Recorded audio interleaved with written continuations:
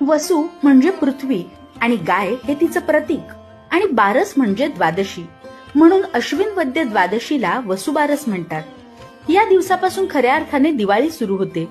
या दिवशी गायीची पूजा केली जाते, कारण ती आपल्याला दूध दुभतं देते, शेतीसाठी बैल देते, आपलं भरण पोषण करते, म्हणून तिच्या प्रती कृतज्ञता या पूजेतून व्यक्त केली जाते।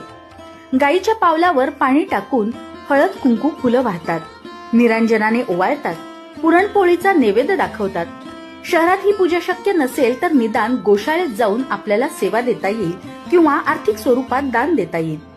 अशी गोसेवा केली असता संतती, संपत्ती, आरोग्य आणि सौभाग्य प्राप्ती होते, म्हणून वसुबारसेला गोसेवेची ही संधी सोडू नका। अशाच चांगल्या माहितीसाठी लोकमत भक्तीचं युट्यूब चॅनल, फेसबुक किंवा इंस्टाग्राम पेज लाईक करायला विसरू नका। शुभ दीपावली।